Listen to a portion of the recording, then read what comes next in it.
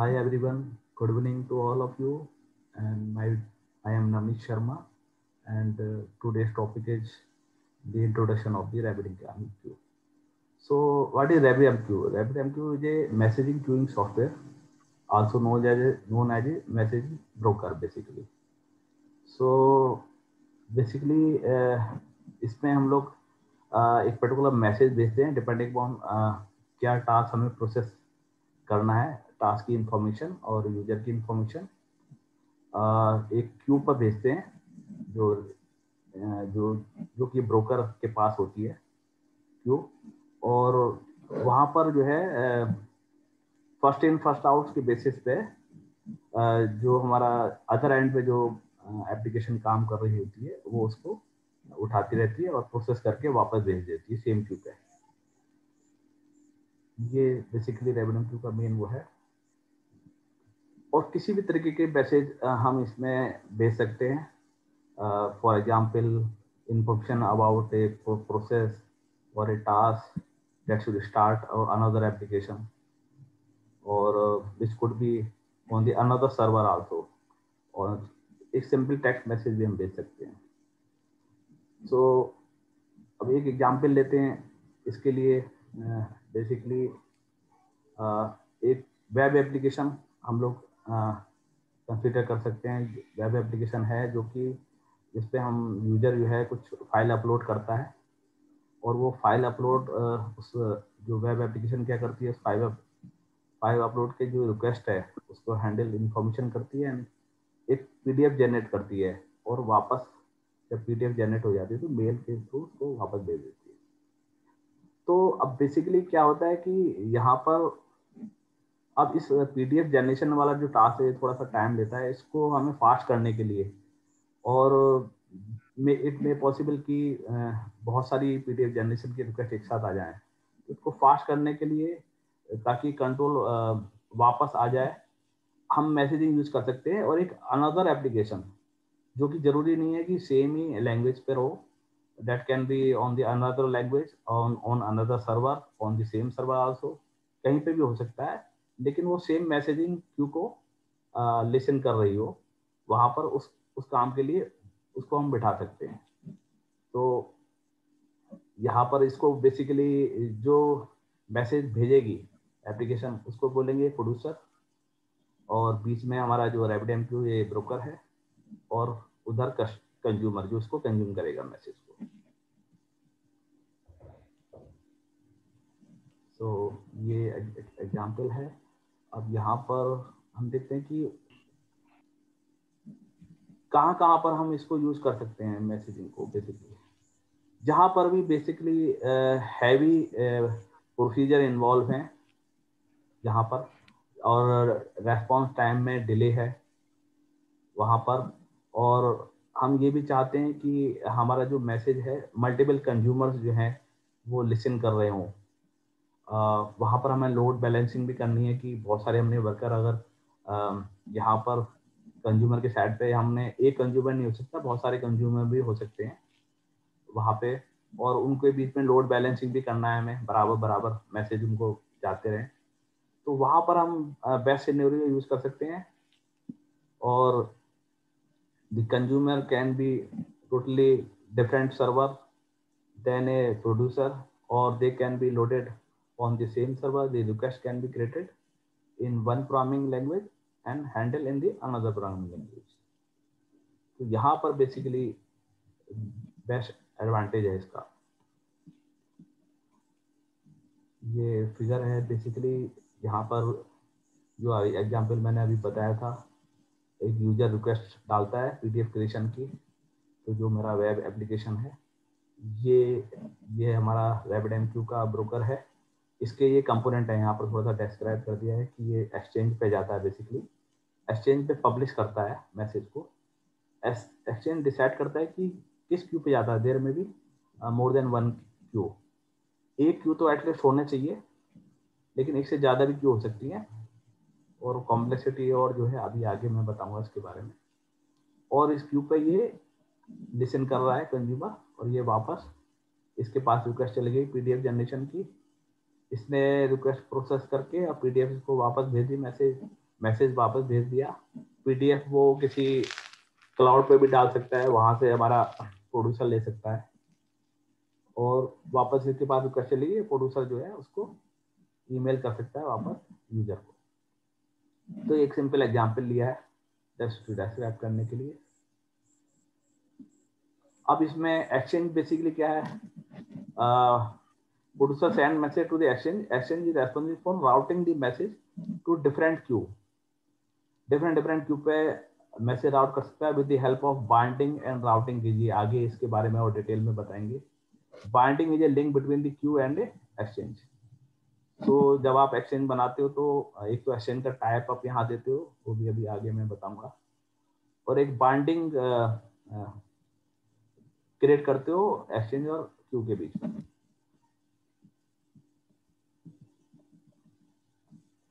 तो ये फ्लो है मैसेज का, आप देख सकते हो यहाँ पर प्रोड्यूसर है, ये ब्रोकर है, एक्सचेंज, और यहाँ पर दो क्यू दिखाई गई हैं।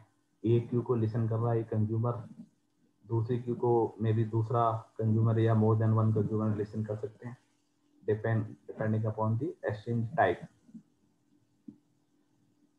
सो क्या है कि when creating exchange type must be specified, ये बहुत जरूरी है। जब भी आप एक्सचेंज क्रिएट कर रहे हो तो एक्सचेंज का एक टाइप होता है बेसिकली, और the exchange receive the message and it is now responsible for routing the message. The exchange takes different message attributes into the account, such as the routing key depending on the exchange type. तो exchange के type के हिसाब से उसकी routing की हम define करते हैं वहाँ पर देते हैं। Binding must be created from exchange to queue. In this case, there are two bindings to two different queues from the exchange. अलग अलग क्यू के लिए अलग अलग बाइंडिंग होगी, जितनी क्यू होंगी उस हिसाब से बाइंडिंग होगी, उनकी अलग अलग हो सकती है, डिपेंड अपॉन कि आप किस किस टाइप के मैसेज भेज रहे हो, क्या आप कराना चाहते हो।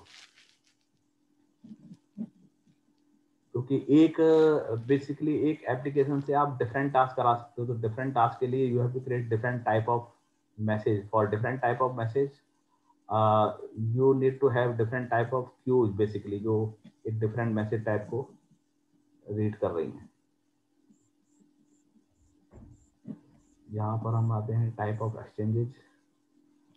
तो बेसिकली फिगर में 3 टाइप के हमने एक्सचेंज दिखाए हैं। वैसे direct the message is routed to the queue whose binding key exactly matches the routing key। यहाँ पर क्या है कि डायरेक्ट है, बाइंडिंग एग्जैक्टली मैच हो रहा है राउटिंग की से, तो ये इस क्यू पे चला जाएगा। The queue is bound to the exchange with the binding key PDF process. यहाँ पर अगर आप देखोगे तो PDF प्रोसेस की बाइंडिंग की है, a message publish to the exchange with the routing key PDF की।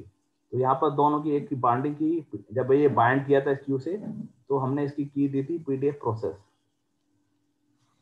और मैसेज पब्लिश टू दी, जब पब्लिश किया गया मैसेज तो उसकी राउटिंग की हमने PDF प्रोसेस दिया है, तो इस पे क्यू पे चला गया ऑटोमेटिकली। फैन आउट टाइप का जो होता है, यहाँ पर हम किसी भी बेसिकली इस पे जो भी मैसेज आएगा वो जो भी इससे लिंक होगी क्यू सभी पे चला जाएगा, सेम मैसेज डुप्लीकेट होके सभी क्यू पे चला जाएगा फैन आउट। और टॉपिक है ये थोड़ा इंपॉर्टेंट है, इस पे क्या है कि wild card matching between the routing key and the routing pattern specified in the binding key. यहाँ पर क्या है, आपने ये बेसिकली एक वाइल्ड कार्ड करेक्टर दिए हुए हैं कि अगर ये मैच करता है तो Q2 पे जाए, अगर ये करेक्टर मैच करते हैं तो Q3 पे जाए। जब हमने बाइंडिंग बनाई थी इस एक्सचेंज की, तो टॉपिक वाइज ये अलग अलग क्यू पे जाते हैं मैसेज यहाँ पे। और लास्ट है ये headers exchanges use the message header attribute of, इसके बारे में और डिटेल में आप पढ़ सकते हो। ये थोड़ा सा इसको कंसेप्ट बेसिकली अभी तक हमने जो देखा है कि प्रोड्यूसर क्या है, the application that sends the messages, consumer the application that receive the message, queue क्या है, buffer that store the message in the information that send from a producer to the consumer through RabbitMQ। connection, the TCP connection between your application and the RabbitMQ broker। channel क्या है, a virtual connection inside a connection when publishing और consuming message. Basically जब एक TCP connection बनाते हो तो इसके अंदर ही दो चैनल बनेंगे, एक पब्लिशिंग के लिए और एक कंज्यूमिंग के लिए। इसी के अंदर कनेक्शन के अंदर ही कनेक्शन बनते हैं। Exchange receive message from producer and pushes them to the queue depending upon the rules defined by the exchange. To receive message, a queue needs to be bound to at least one exchange. एक exchange से bound होना बहुत जरूरी है queue के। Binding क्या है? Binding is simply a link between the queue and an exchange. Routing key, the key that exchange looks to decide how to route the message to queue. ये basically AMQP क्या है? Advance message queuing protocol is a protocol used to RabbitMQ for messaging. User से the possible connect to the RabbitMQ with the given username and password. Every user can be assigned permission such as rights to read, write, configure privilege within the instance.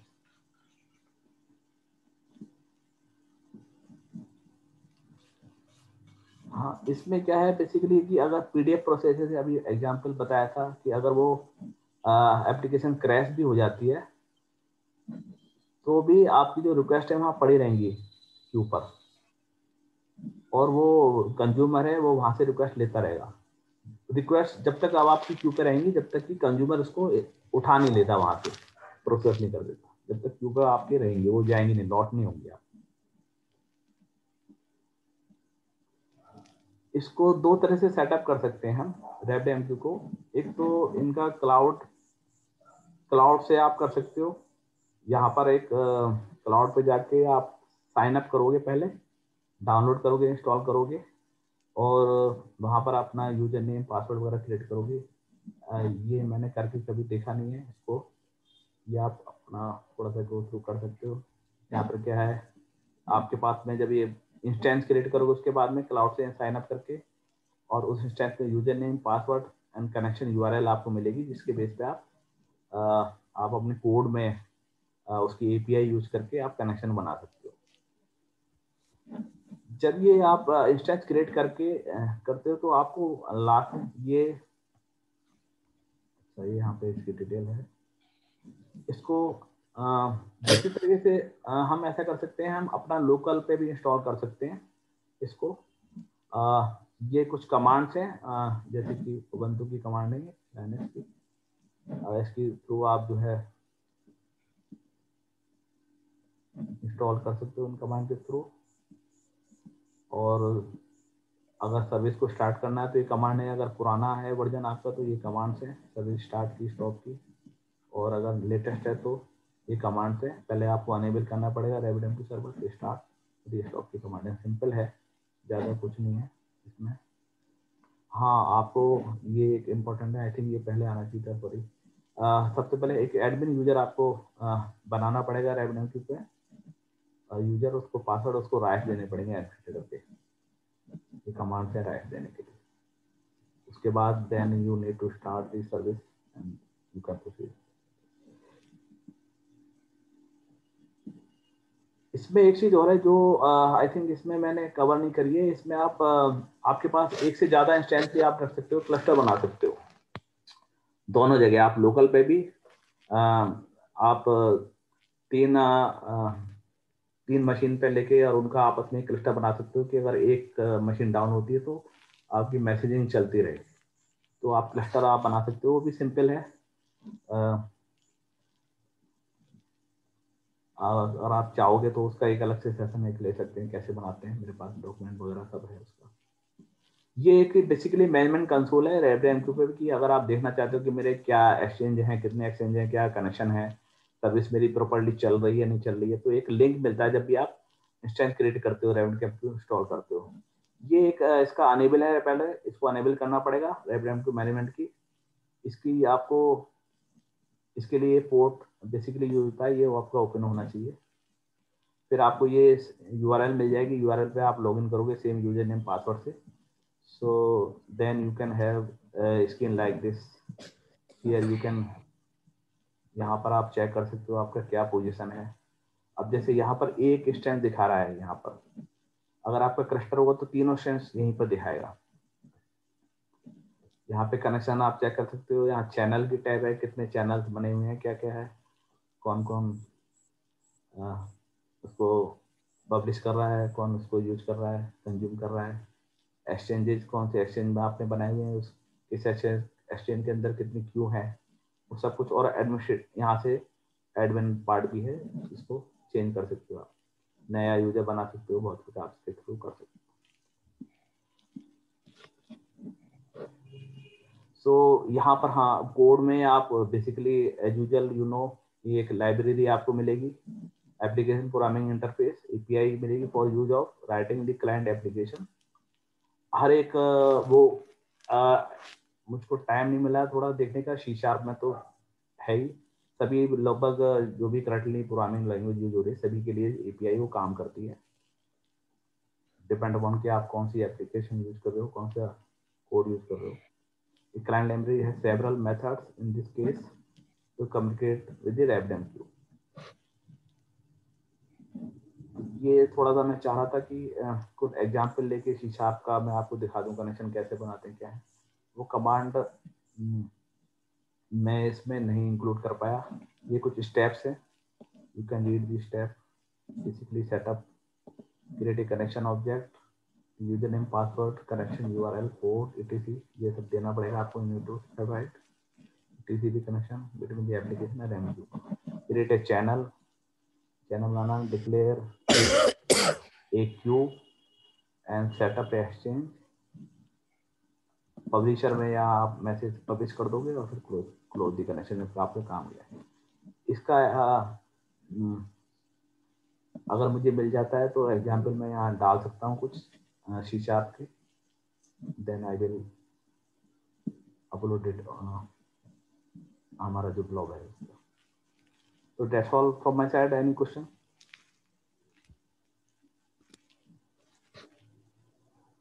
No sir. Sir hello, Chitwan side.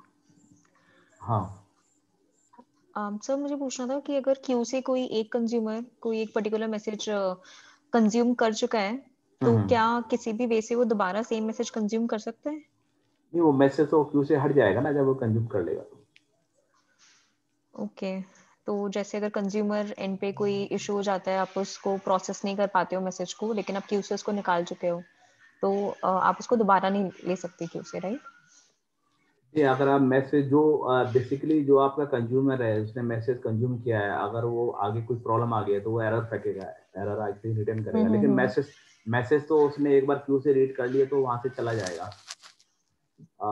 अब ये consumer की responsibility है कि वो उसको message को read करके अगर कुछ प्रॉब्लम आती है तो वो एरर वापस फेंके और वो मैसेज में क्यू में वापस डाले कि क्या बेसिकली उसने किया, सक्सेस रहा, फेलियर रहा, जो भी रहा, और फिर वो वापस क्लाइंट उसके पास में जाएगी। ओके, क्योंकि इट में पॉसिबल कि उस सेम क्यू को बहुत सारे कंज्यूमर लिसन कर रहे हो, तो मैसेज तो वहां से जाएगा ही। जब एक बार अगर एक कंज्यूमर ने कंज्यूम कर लिया तो दूसरा कंज्यूमर उस मैसेज को थोड़ी कंज्यूम करेगा, वो वहां से चला जाएगा।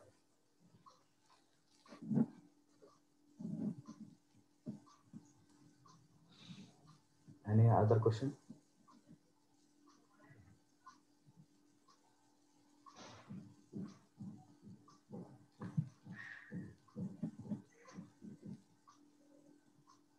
ठीक है भाई लोगों, ठीक है sir, thank you. Okay, thank you very much, thank you for your time. Thank you sir. Thank you sir.